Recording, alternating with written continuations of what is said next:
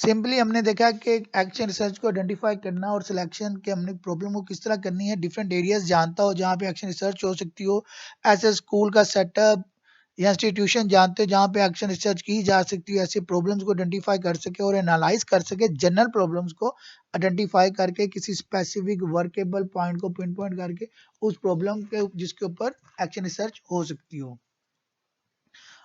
अब हम आगे बात करते हैं similarities and differences between action research and formal quantitative and qualitative research. Action research क्या है और फॉर्मल रिसर्च क्या है?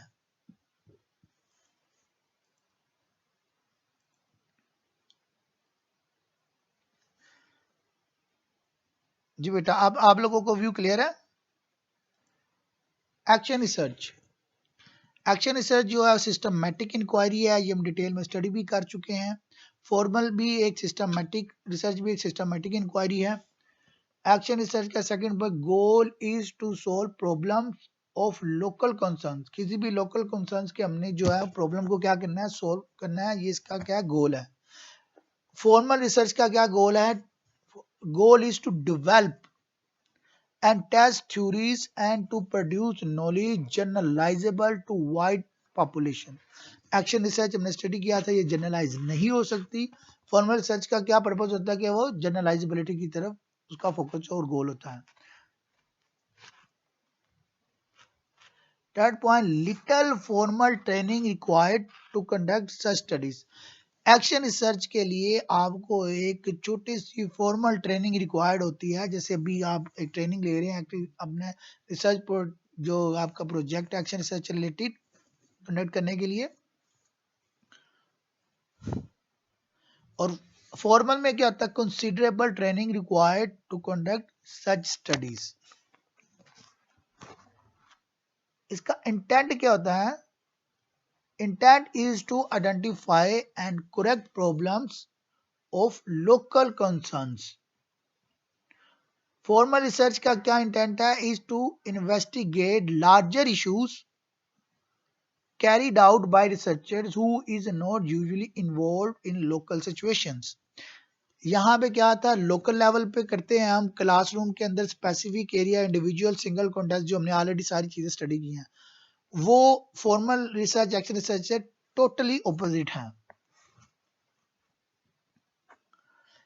Next point, action research uses primarily teacher डिवाइव्ड इंस्ट्रूमेंट। इसमें टीचर कौन सा इंस्ट्रूमेंट यूज करता है? जो प्राइमरीली पहले ही सबसे पहले उसे कौन डेवलप करता है? टीचर डेवलप करता है। फॉर्मल रिसर्च में uses primarily professional developed instrument more rigorous. उसमें कोई रिसर्चर, कोई एक्सपर्ट बंदा उन्हें डेवलप करके देता है और वो उसे यूज करते हैं एज अ क्वेश्चनियर या डिफरेंट टेक्निक्स यूज करके रिसर्च करते हैं। वो मोर रिगेरियस है, एक्शन रिसर्च लेस रिगेरियस है। Usually value based action research क्या होती है? वैल्यू बेस्ड होती है ज्यादातर। और फॉर्मल रिसर्च जो होती है फ्रीक्वेंटली वैल्यू नेचुरल होती है, रैंडम सैंपल्स होते हैं इसमें, if possible preferred. Action research में पर्पस सैंपल सिलेक्टेड होते हैं कि किसी खास पर्पस, खास स्टूडेंट, खास प्रॉब्लम्स, खास क्लास और क्लास लेवल, खास जबान से रिलेटेड हम किसी चीज को पिक करके उसे सोल्व करते हैं। हमारा कोई खास मकसद होता है इसे रिजोल्व करने का। एक्शन रिसर्च में सिलेक्टिव ओपिनियंस, जो सिलेक्टिव मशवरे होते हैं of researcher often consider as data. उस मशवरे को, उस ओपिनियंस को ही हम डेटा कंसीडर करते हैं। हालांकि फॉर्मल रिसर्च में क्या होता है, selective opinions of researcher never considered as data. जो भी आपके रिसर्चर का ओपिनियन होता है उसे डेटा नहीं कंसीडर किया जाता, लेकिन एक्शन रिसर्च में आपके रिसर्चर का जो ओपिनियन है उसे ही डेटा कंसीडर किया जाता है।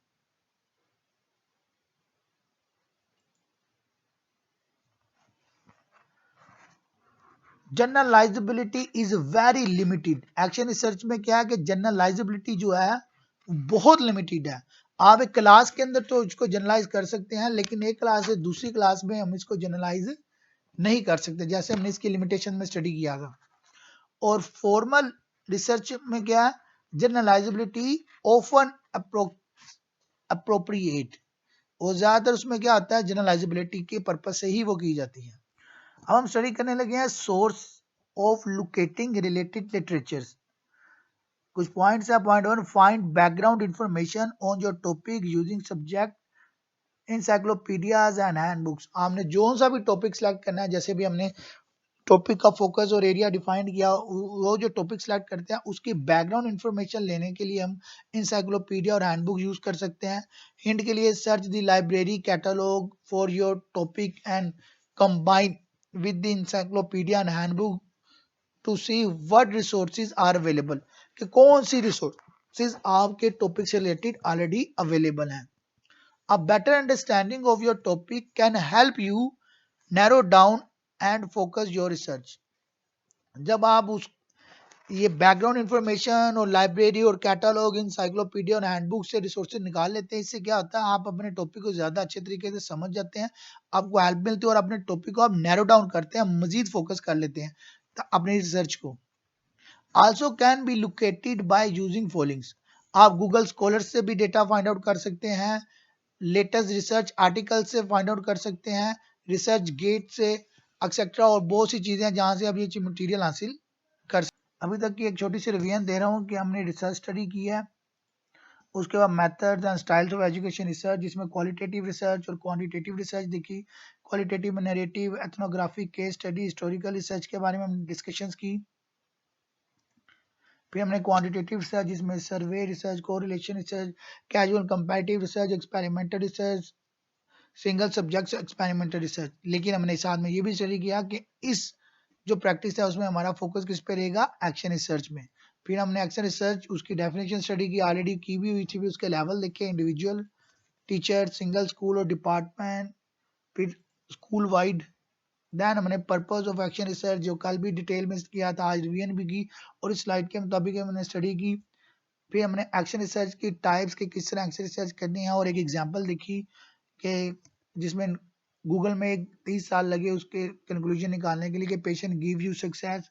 हम देखें, indeed Allah is with those who are patient, Allah सब्र करने वालों के साथ है। इसको हमने डिटेल में स्टडी किया।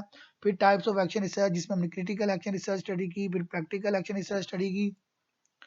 फिर हमने एक्शन रिसर्च का प्रोसेस स्टडी किया, जिसमें identify and area of focus, collect data, conduct data analysis, interpretation, develop action plan. फिर डिटेल में हमने process of action research study किया।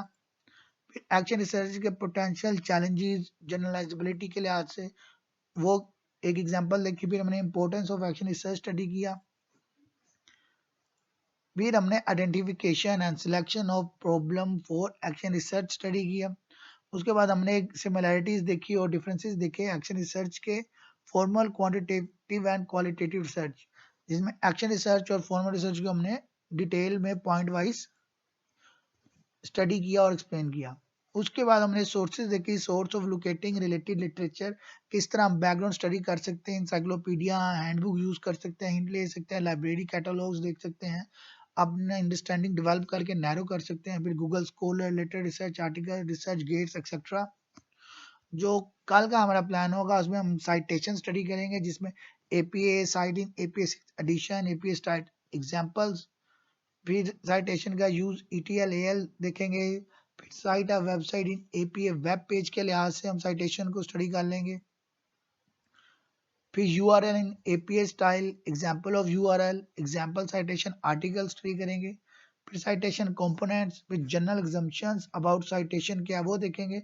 फिर रेफरेंसेस क्या है, 4 एलिमेंट्स ऑफ रेफरेंसेस क्या है, रेफरेंसेस ऑफ बुक देनी हो तो वो आप किस तरह दे सकते हैं, इसको स्टडी करेंगे। उसके बाद APA style, difference between APA style and APA format हम स्टडी करेंगे इंशाल्लाह।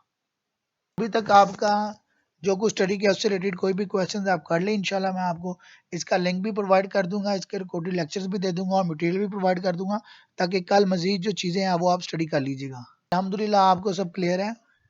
कल इसी को एक रिवीजन कर लेंगे। हमारे एक साथी डॉक्टर साहब, डॉक्टर तारिक महमूद यूसुफ जई ने ये दिया हुआ है, जिसमें हम रिसर्च करेंगे।